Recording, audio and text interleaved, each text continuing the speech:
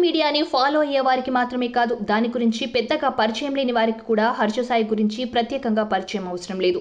పేద ప్రజలకు సహాయం చేస్తూ మంచి మనిషిగా తనకంటూ ఓ ప్రత్యేక గుర్తింపు తెచ్చుకున్నాడు. పేదలకు టీవీలు, ఫ్రిడ్జ్లు ఇవ్వడం, డబ్బులు అవసరం ఉన్న వారికి సహాయం చేయడం, పెట్రోల్ ఫ్రీగా పోయించడం వంటి పనుల్లో మంచి పేరు తెచ్చుకున్నాడు.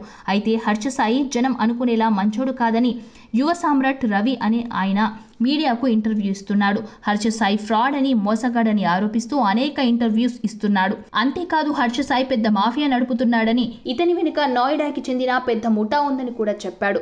పైకి సాఫ్ట్వేర్ కంపెనీగా ఉంటూ ఇల్లీగల్ బెట్టింగ్స్ ని ప్రమోట్ చేస్తున్నారని చెప్పుకొచ్చారు.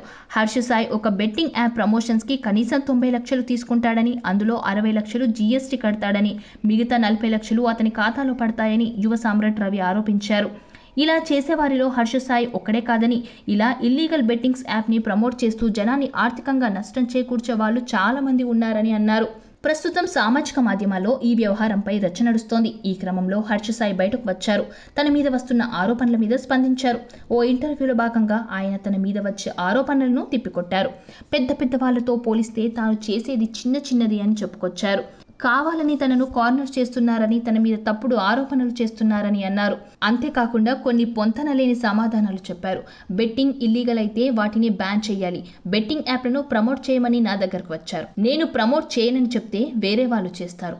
వాళ్ళందరినీ ప్రమోట్ చేయకుండా ఆపితే డైరెక్ట్ గా యూట్యూబ్ లో బెట్టింగ్ యాప్ యాడ్స్ వస్తున్నాయి. సోషల్ మీడియాలో ఎక్కడ చూసినా కూడా బెట్టింగ్ యాప్ ప్రమోషన్స్ వస్తున్నాయి. నేను చాలా తక్కువగా బెట్టింగ్ యాప్లను ప్రమోట్ చేస్తున్నాను. నా దగ్గరకు చాలా మంది వస్తుంటారు బెట్టింగ్ కంపెనీ వారు. కానీ నేను బ్యాన్ చేసిన వాటిని ప్రమోట్ చేయను. కానీ ఎలాంటి ఇబ్బంది లేదనుకున్న వాటినే ప్రమోట్ చేస్తుంటా. అది కూడా ఇండైరెక్ట్ గా ప్రమోట్ చేస్తా. డైరెక్ట్ గా ఎప్పుడు చేయను. జాగ్రత్తలు కూడా చెప్తాను. ఇప్పుడు అది నేను చేయనంటే అదే డబ్బుని మరో 10 మందికి ఇచ్చి ప్రమోట్ చేయించుకుంటారు. వాళ్ళు చెప్పే విధానం నాలా ఉండదు. బలవంతంగా బెట్టింగ్స్ ఆడేట్టు చేస్తారు. నేను బెట్టింగ్ యాప్లను చాలా బాధ్యతగా ప్రమోట్ చేస్తున్నాను. కానీ ఈ 10 మంది చేయడం వల్ల ఆడే వాళ్ళ సంఖ్య దారుణంగా పెరుగుతుంది. కానీ నేను ప్రమోట్ చేయడం ద్వారా బెట్టింగ్ ఆడే వాళ్ళ సంఖ్యను తగ్గించగలిగాను అని చెప్పడం విశేషం.